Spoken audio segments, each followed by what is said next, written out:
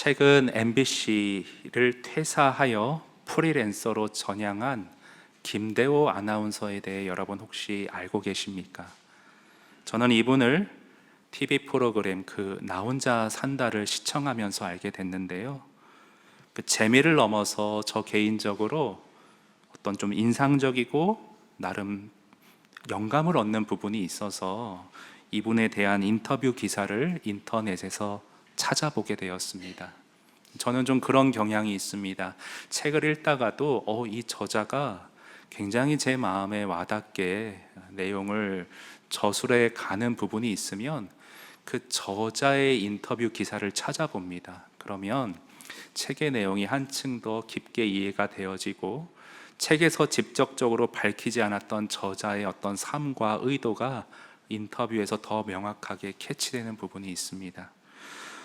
그런데 김대호 아나운서도 이렇게 인터뷰 기사를 보니 그 예능에서 나오지 않았던 이 사람의 어떤 철학적인 부분을 좀 볼 수가 있었습니다. 한번 화면 보시면요. 그는 입사 3, 4년 차쯤 아나운서는 내 길이 아닌 것 같다는 혼란을 느끼고 사직서를 냈다. 그러나 주변의 만류로 3개월간 휴직을 하게 된 그는 홀로 남미 여행을 떠났다. 그곳에서 자신에 대해 더 알아가는 시간을 가졌다고 한다. 다른 사람과 여행을 가면 타인을 신경 써야 해요. 그런데 혼자 여행을 하면 오늘 내가 뭘 먹고 싶지? 오늘은 내가 어딜 가고 싶지? 라고 물으며 저 자신에 대해 더 알아가게 돼요.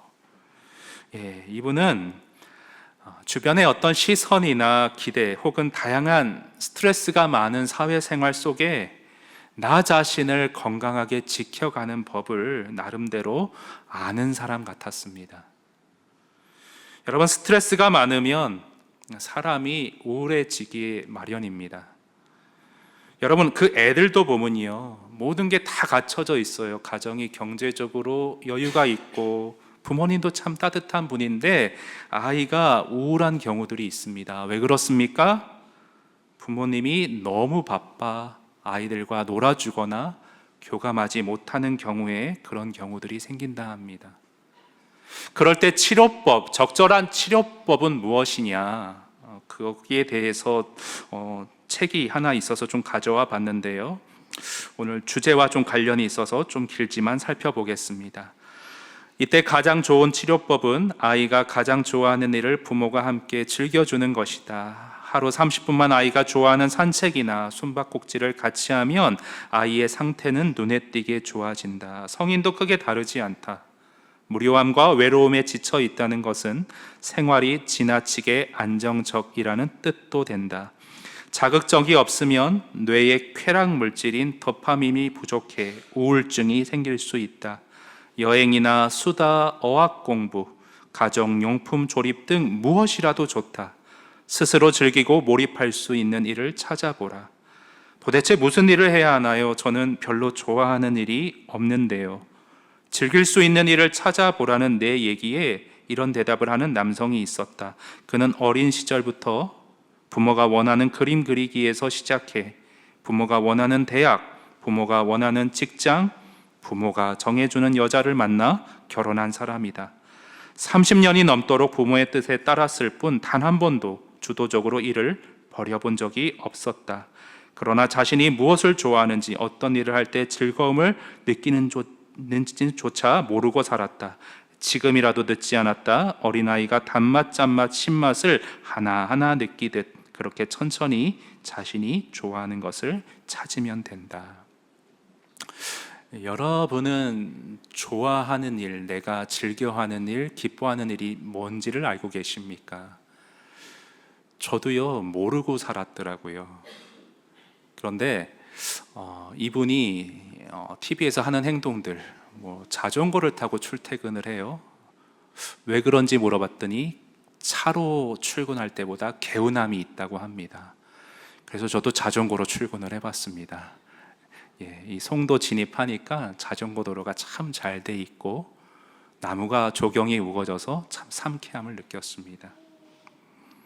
그래서 이 김대호 씨는 자기가 좋아하는 걸 이렇게 무조건 다 해본대요. 나 자신은 내가 제일 잘 아니까 무조건 하면서 찾아본다고 합니다. 그래서 그 화면 하나 갖고 와 봤는데요. 뭐 이렇게 이상한 걸 쓰고 뭐 웃으면서 이런 것도 다 한번 해본다고 합니다. 그런데 여러분, 이렇게 내가 좋아하는 걸 찾아가는 일이 좀 쉽지 않은 과정이 있을 수 있듯이 나에게 주어진 소명이 무엇인지 찾는 일도요, 많이들 어려워하고 계신 것을 주변에서 볼 수 있습니다. 그리고 그렇게 어려워하는 이유는요, 제가 볼 때 소명에 대한 많은 혼란과 오해가 있기 때문이라고 저는 진단을 하고 있습니다.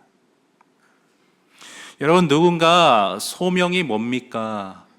특히 믿지 않는 사람들이 나에게 소명이란 뭡니까? 설명해 주십시오라고 하면 어떻게 여러분 설명을 해 주시겠습니까?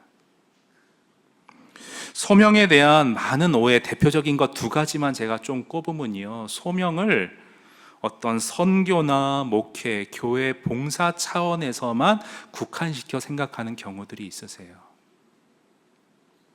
그래서 너도 나도 다 내 일상에서, 어떤 직장에서, 가정 생활에서의 소명을 연결시키지 못하니까 늘 내가 소명자가 아니라는 패배의식이 있습니다. 두 번째는요, 그 특정 소명을 발견하기까지, 그래서 내가 어떤 일에 전적으로 헌신하기 전까지 지금 현재 내 삶은 그저 방황하고 의미 없는 순간이라고 오해하는 경우들이 있습니다. 그래서 저는 오늘 여러분과 함께 오늘 출애굽기 3장 본문을 중심으로 하나님이 모세를 부르시고 소명하는 이 유명한 본문을 중심으로 성경적인 소명에 대한 바른 이해를 한번 같이 정립해 보고요, 그래서 이를 통해 나의 소명이 무엇인지 각자가 답을 찾아갈 수 있는 물꼬를 튀어보는 시간을 가지기를 원합니다. 나의 소명이 무엇인지 알려면 소명에 대한 성경적인 이해가 먼저 바르게 정립되어야 해요. 그래서 여러분, 모세의 소명, 모세의 부르심을 통해 알 수 있는 소명에 대한 성경적인 바른 이해는 무엇인가? 첫 번째는요, 소명은 내가 하고 싶은 일이 아닌 하나님이 원하시는 일로 부르심을 받는 것입니다. 내가 하고 싶은 일이 아니에요.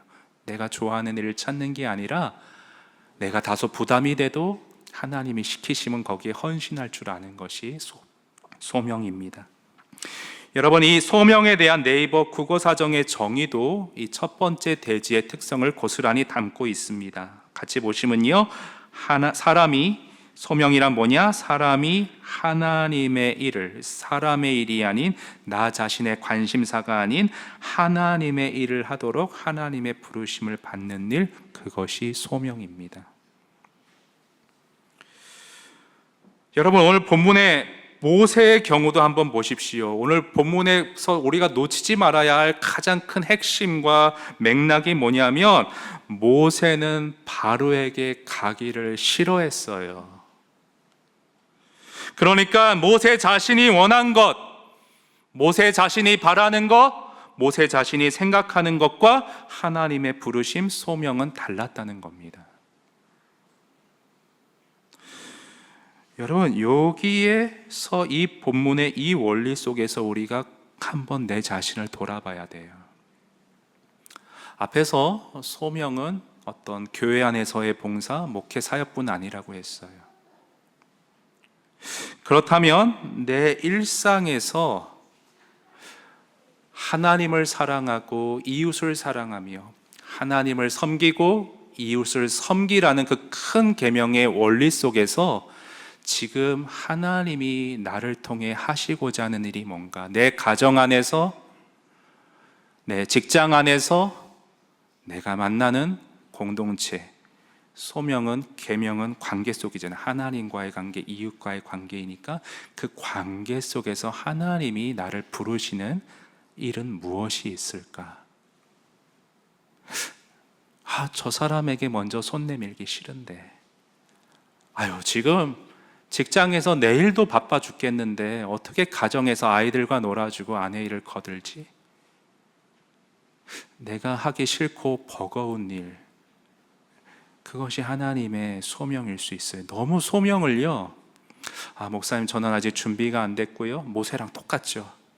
내가 하고 싶은 마음이 들 때, 내 마음에 이끌림이 있을 때, 동력이 생길 때, 그때 봉사하겠습니다. 그때 헌신하겠습니다. 그때 하나님의 말씀에 순종하겠습니다. 아닙니다. 그렇게 하면, 그렇게 미루면 평생 가도 하나님의 소명과는 상관없이 살아갈 수가 있는 그런 의미 있는 인생으로 우리 인생이 휙 지나가 버릴 수 있을 것 같습니다. 하나님의 소명은 내가 원하는 것, 내가 바라는 것, 내 관심사랑은 다를 수 있어요. 하나님의 관심사에 우리가 귀를 기울일 줄 알아야 합니다. 여러분, 저는 목회자로 설교자로서의 어떤 소명의 부르심이 있어서 이 자리에 왔겠죠. 근데 물론 설교는 정말 지금 돌아보면요, 하나님께서 어릴 때부터 저를, 제가 부족하지만 준비시켜 주셨다는 게 참 놀라워요. 저는 아까 그 책 멍 때려라 이런 거 설교 준비하려고 읽는 게 아니라 제가 한번 그냥 보고 싶었어요. 보고다가 읽다가 통찰이 생겨서 그걸 나한테 접목하면 그게 이렇게 또 쓰임을 받고, 어릴 때부터 책을 읽거나 신문을 보면 와닿는 거는 스크랩하는 그런 어떤 습관이 누가 시키지 않아도 제 스스로의 동력으로 그런 것이 있었습니다. 다 지금 쓰이고 있어요. 가끔 띄우는 게 중학생 때 스크랩했던 겁니다. 그런데 내 관심사인 것 같고 내가 좋아하는 일 같은데 설교가 너무 힘들 때가 있어요. 제일 힘든 거는 좀 아이들하고 우리 집사람이 토요일이면 놀면 뭐하니 이런 거 막 보면서 마루에서 깔깔깔 대는데 저는 탁 문 걸어 잠그고 그 토요일에 불금이라고 그럴까요? 누리지 못하는 게 참 어려운 것 같아요. 어제 휴일이었잖아요. 우리 준서가 개학 전에 친구들을 집으로 잔뜩 초대했습니다. 그래서 얼마나 시끄러운지 휴일인데 교회로 다시 도피할 수밖에 없었습니다. 그리고 우리 자막 만드시는 방송 간사님이 이 설교 자막을 토요일 날 7시까지는 좀 보내달라고, 왜냐하면 간사님도 본인 생활이 있는데 주말을 누리지 못하고 계속 기다렸다 해야 되잖아요. 그래서 제가 어제 막 밥도 안 먹고 이 설교 막바지 준비를 하고 있는데 우리 사랑하는 어느 한 순장님이 저에게 고민 상담 전화를 또 주셨어요. 그래서 이거 빨리 보내야 되는데 순장님의 전화를 또 거부할 수는 없잖아요. 그래서 길게 또 통화하고, 그래서 어제 8시 반에 자막 넘기고 그때 저녁을 먹었던 것 같습니다.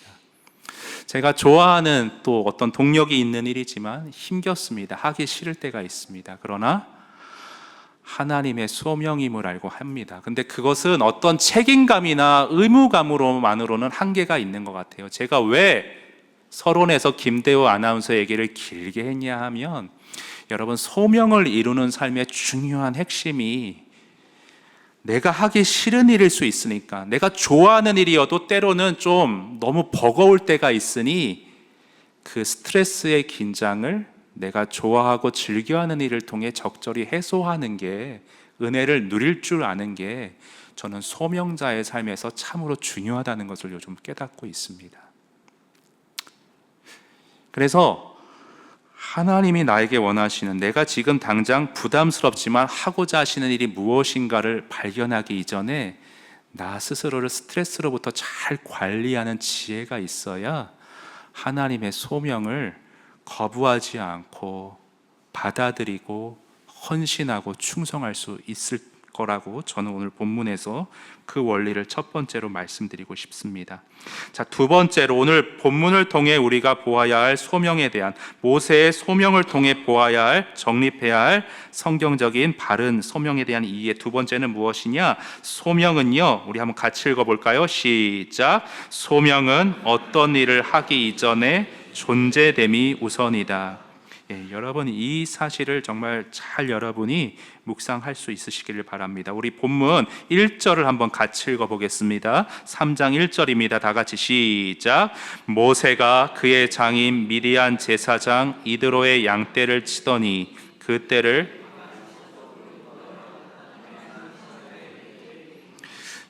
여러분, 모세가요 하나님의 부르심을 받기 이전에 무려 40년 동안 광야에서 어찌 보면 무의미한 것 같은 양떼를 그냥 할 일 없이 치는 그런 허송 세월을 보냈습니다. 그런데 이 40년, 버려진 40년, 낭비된 세월 같은 이 40년도 하나님의 소명을 위한 의미 있는 시간이었다는 것을 여러분이 놓치지 마셔야 합니다. 혈기왕성하고 자신의 뜻대로 뭐든지 하려고 하나님보다 앞서 나갔던 모세를 40년 전에 바로에게 보내셨다면 여러분, 출애굽의 역사는 이루어지지 못했을지 모릅니다.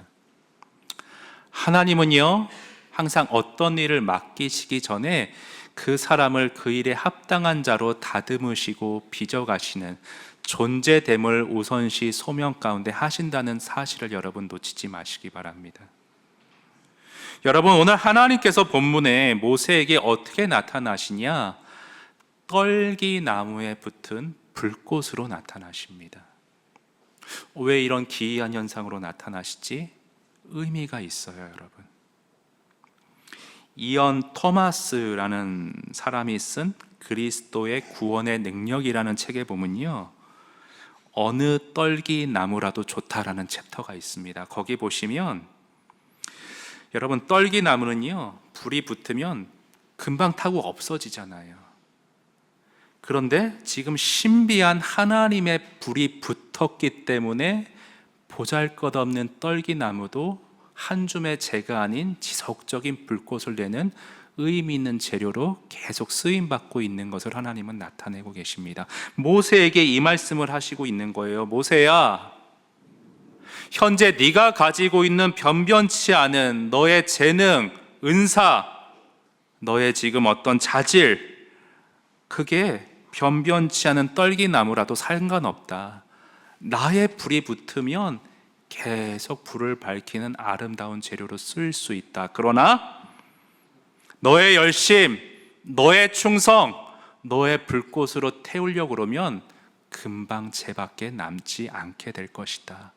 더 이상 너의 혈기가 아닌, 너의 충성이 아닌, 너의 열심이 아닌 나의 열심, 나의 은혜 가운데 나의 소명을 감당하거라.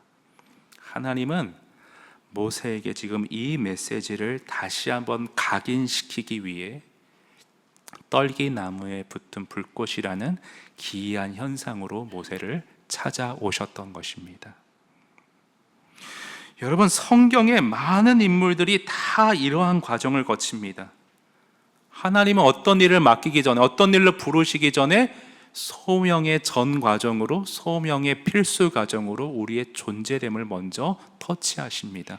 아브라함의 경우를 볼까요? 여러분, 아브라함을 부르신 장면, 유명한 창세기 12장을 함께 보겠습니다. 제가 읽습니다. 내가 너로 큰 민족을 이루고 내게 복을 주어 아브라함 내 이름을 창대하게 하리니, 존재됨을 먼저 말해요. 너는 먼저 복이 될지라, 내 은혜를 누리는 축복이 되어라. 그 다음에 너를 축복하는 자에게는 내가 복을 내리고 너를 저주하는 자에게는 내가 저주하리니, 땅의 모든 족속이, 그 다음에 소명자로 부르죠, 너로 말미암아 이웃을 섬기는 복을 얻을 수 있는 축복의 통로로 존재됨을 먼저 빚으시고, 그리고 나서 네가 이렇게 쓰임 받을 것이다. 12장 이하를 쭉 보면 아브라함을 얼마나 하나님이 많은 롤러코스터 가운데, 인생의 희노애락 가운데 복의 근원으로 다듬으시는 것을 볼 수 있습니다. 그리고 그 일이 되었을 때 이삭을 바치는 순종의 믿음의 사람으로 세워서 그를 믿음의 시초로 오늘날 교회의 근간으로 만드시는 것을 볼 수가 있습니다. 하나님은 항상 이런 식으로 일하세요. 여러분, 그 이스라엘 백성들에게도 하나님이 어떤 비전으로 이끄시는가 출애굽기 19장에서 보기 원하는데요, 5절 6절을 한번 같이 읽어보겠습니다. 시작. 세계가 다 내게 속하였나니 너희가 내 말을 잘 듣고 내 언약을 지키면 너희는 모든 민족 중에 내 소유가 되겠고 너희가 내게 대하여 제사장 나라가 되며 거룩한 백성이 되리라. 너는 이 말을 이스라엘 자손에게 전할지니라. 여러분, 먼저 보세요. 이스라엘 백성은 먼저 하나님의 소유라는 철저한 그 기본부터, 존재됨부터 다져야 했습니다.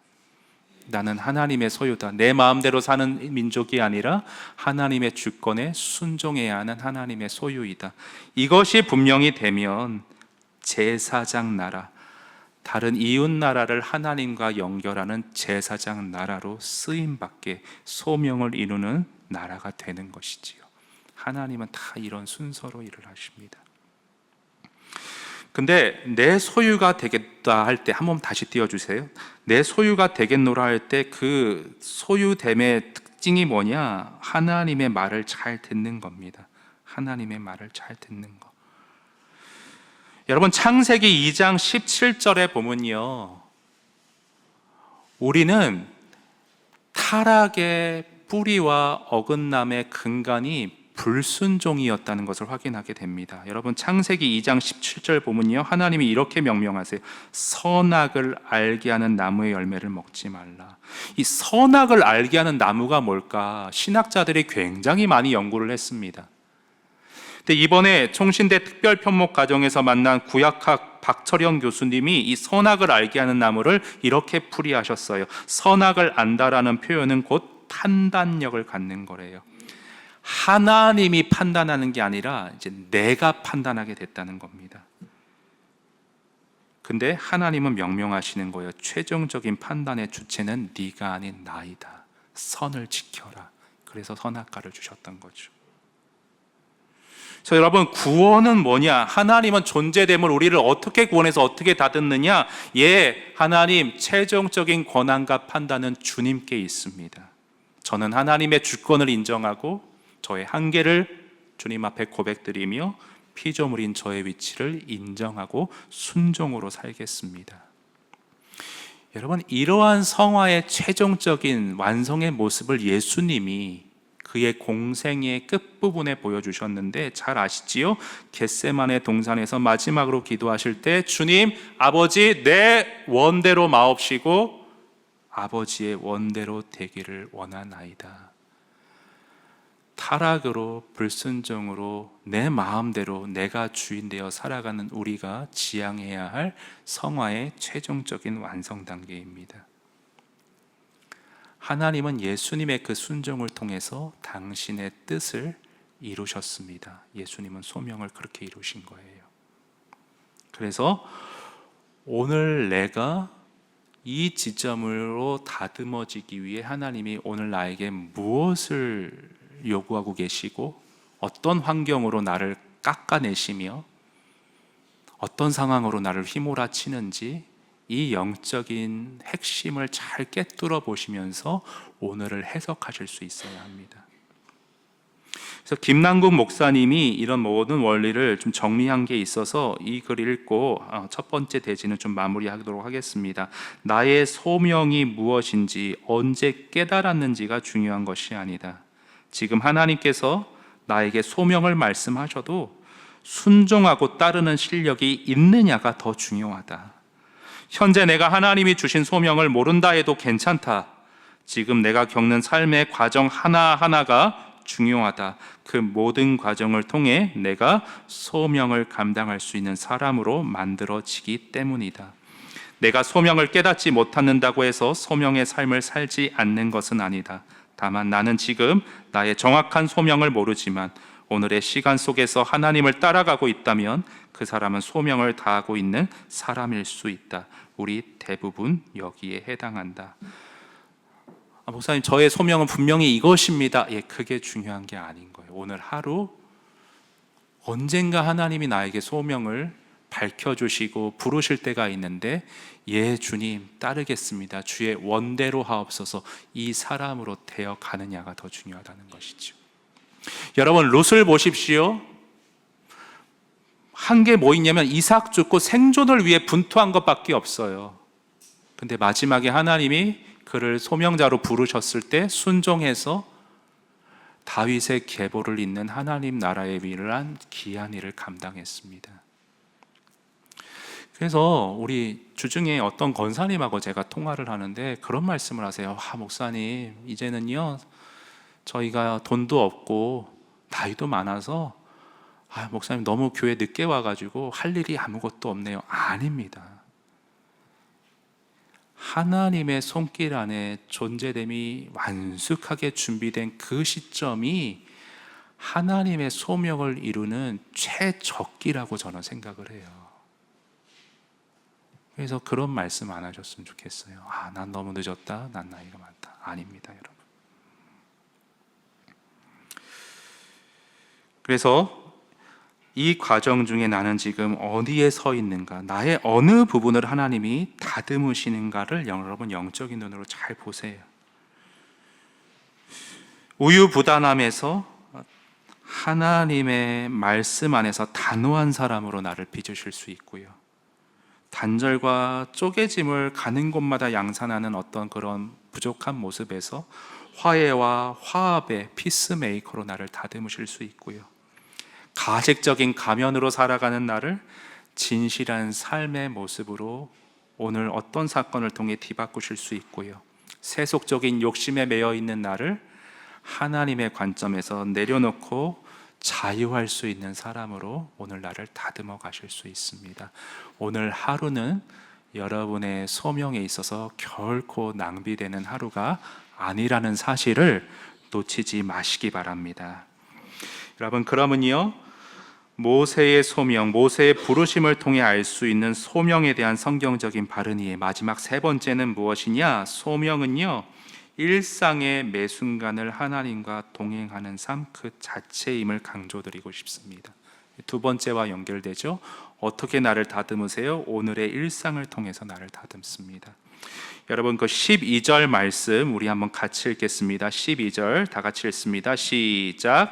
하나님이 이르시되 내가 반드시 너와 함께 있으리라.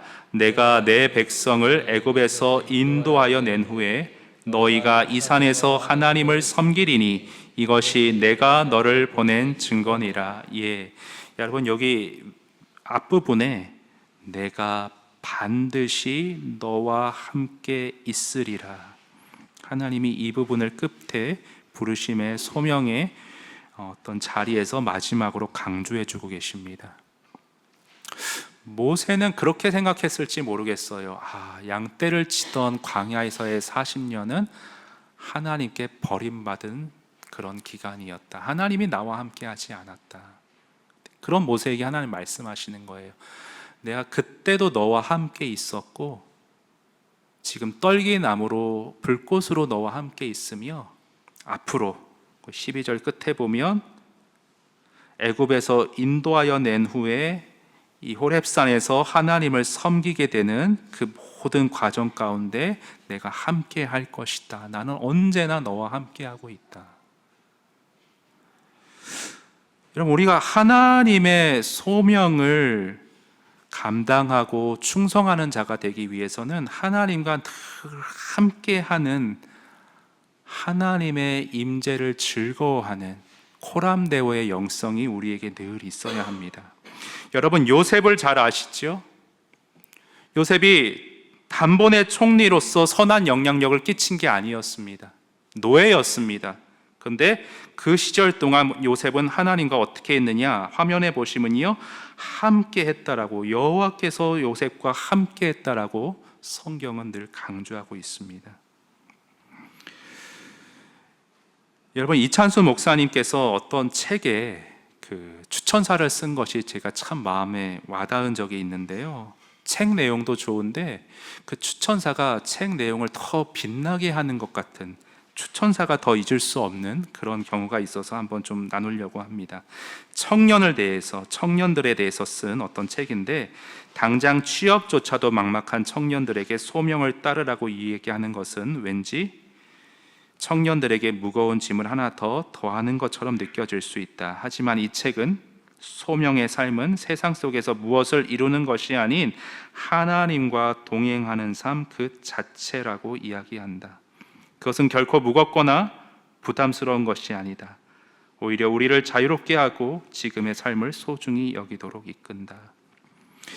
계속 설교의 맥락을 이어져 오는 걸 놓치지 않았으면 좋겠는데요, 여러분, 오늘이 중요합니다. 이 순간이 너무 중요해요. 내가 어떤 일을, 어떤 자리에서 무엇을 하냐보다 이 자리가 소명의 자리예요. 저는 참 너무 신기한 게 주중에 어떤 성도님을 신방하면 이 성도님이 이번 주 설교할 내용과 사정이 이렇게 연결이 돼서 만나야겠다 이래서 만나는 게 아닌데, 그 성도님을 신방하면 설교 준비를 하면 꼭 이어지는 부분이 있어요.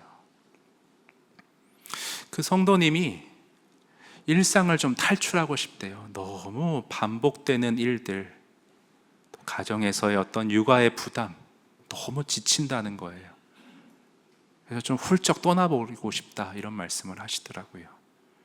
그래서 제가 좋다, 너무 힘들면 잠시 떠나는 것도 좋다. 그런데 제가 그 자리에선 다 위로하느라고 말은 못했지만, 잠깐 떠나고 스트레스를 해소하고 다시 충전하고 활력을 가지고 그건 좋은데, 그걸 가지고 일상에서 하나님이 소명자로 나를 어떻게 이끄시는지 발견하고 의미를 찾는 것이 중요하다는 말씀을 이 자리를 빌어서 그 성도님과 또 동일한 삶을 살고 있는 여러분들에게 꼭 강조드리고 싶습니다. 여러분, 시인 구상이라는 분이 쓴 꽃자리라는 시가 있습니다. 이 시를 잠깐 보면요, 반갑고 고맙고 기쁘다, 지금 앉은 자리가 꽃자리니라. 네가 시방 가시방석처럼 여기는 너의 앉은 그 자리가 바로 꽃자리니라. 한재용 목사님이 이 시를 이렇게 해석했습니다. 세상에는 두 공간이 있다. 내가 사는 이곳과 그가 사는 그곳. 우리는 착각하기를 이곳은 메마른 일상과 현실이고 그곳은 풍경이고 동화라고 착각들을 한다. 그러나 풍경도 다가가 보면 일상이다. 파리의 낭만은 3일이면 족하다라는 말이 있다.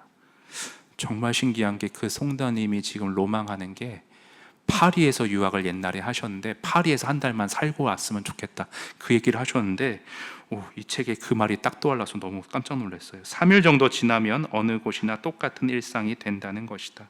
그러나 그곳이 꽃자리가 아니고 지금 내가 서 있는 이곳이 주님이 주신 꽃자리이다. 성숙한 성도는 일상에서 하나님의 은혜를 발견하고 감사한다. 나무가 모여 숲이 되듯이 일상이 모여 일상이 된다.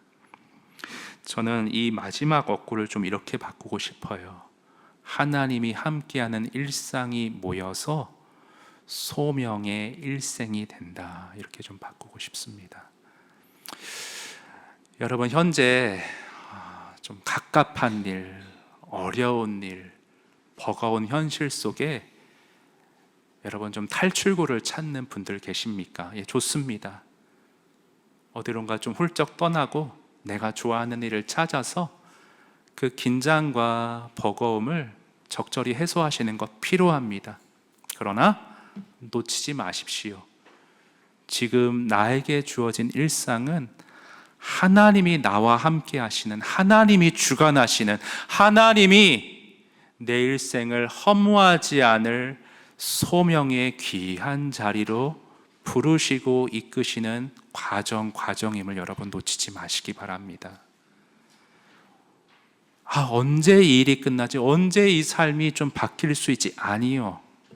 그것을 통해 나를 바꿔가시는 하나님의 손길을 기억하세요. 저는 이제 참 소명자가 됐다 어느 정도 생각하는 게 뭐냐면, 정말 부끄럽습니다. 신혼 때는 저랑 너무 다른 아내 때문에, 아내의 이러이러한 면 때문에 내가 너무 힘들다라고만 생각했습니다. 그런데 이제 깨닫는 것은 뭐냐면, 아내에게 고백하는 것은, 여보, 나 같은 사람을 인내하고 참아주고 같이 살아줘서 너무 고마워. 저는 요즘 그 고백을 하고 있습니다.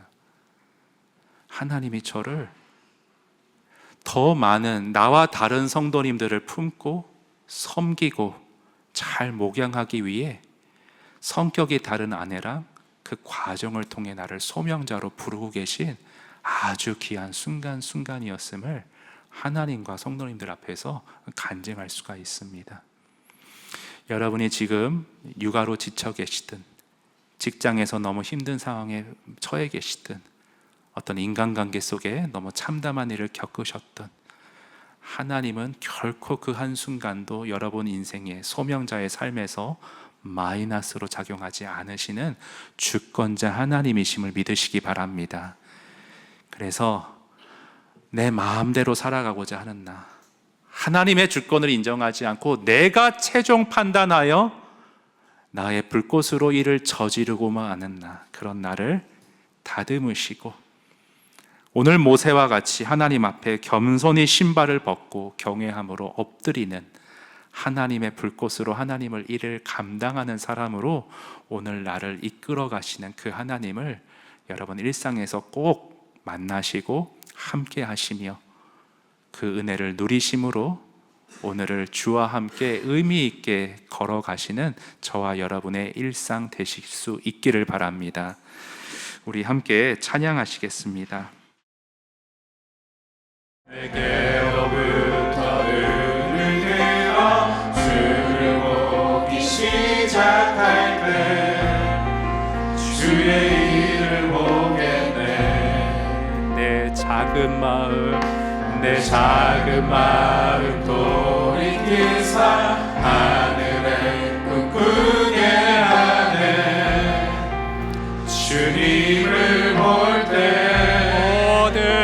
모든 시선을 주님께 드리고 일상에서 살아계신 하나님을 느낄 때 내 삶은 주의 역사가 되고 하나님이 일하기 시작 내 모든 시선을 주님께 드리고 내 삶의 매 순간 살아계신 하나님을 느낄 때 내 삶은 주의 역사가 되고 하나님이 일하기 시작 주님 소명자로 내 생명 드립니다. 나의 생명을 드리니 주 영광 위하여 사용하옵소서. 내가 사는 날 동안에 주를 찬양하며 기쁨의 제물 드리 나를 받아주소서. 나를 받아주소서. 나의 생명을 드리니 나의 생명을 드리니 주 영광 위하여 사용하옵소서. 내가 사는 날 동안에 주를 찬양하며 기쁨의 제물 되리. 주님 나를 받아주소서. 나를 받아주소서. 나를 받아주소서. 나를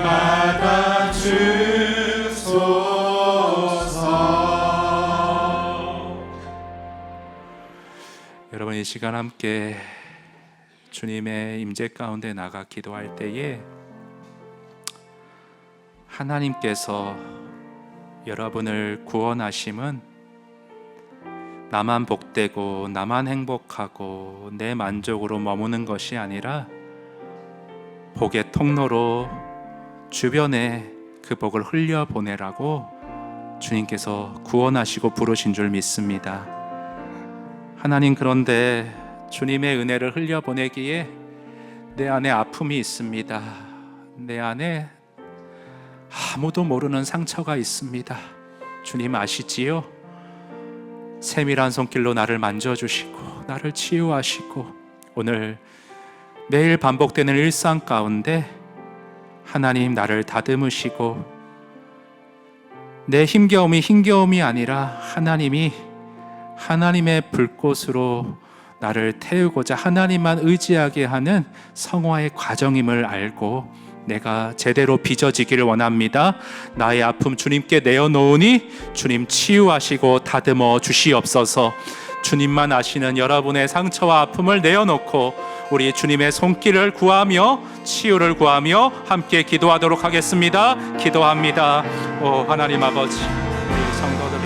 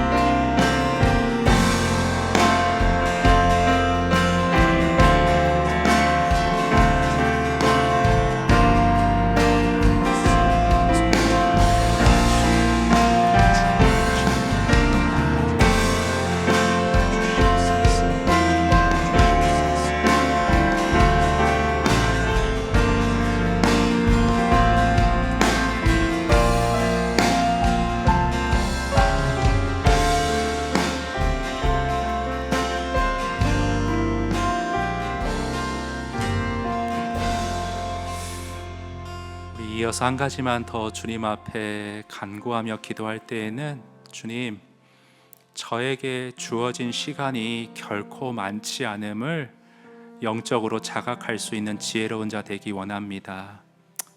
하나님의 일을 하기에 지금 제 상황이 너무 버겁습니다. 하나님 부담 주시는 거 솔직히 마음 한구석에서 느끼고 있는데 제가 감당이 안 됩니다. 적절히 제가 좋아하는 것을 잘 찾고 은혜 누림으로 스스로를 잘 도닥이며 충전할 수 있는 지혜 허락하여 주시고 하나님을 사랑하고 또 주변 사람들을 사랑할 수 있는 사랑의 눈 열어주시어서 하나님, 주님이 부담 주시는 것, 주님이 명하시는 것, 주님이 가라 하시는 곳에 순종으로 갈 수 있는 저의 신앙 될 수 있도록 주님 인도하여 주시옵소서. 인도하시고 주님이 나의 모든 충성과 헌신 가운데 홀로 영광 받으시옵소서. 우리 한 가지 이 기도 제목 가지고 다시 한번 기도하겠습니다. 기도합니다. 하나님 아버지, 주님 앞에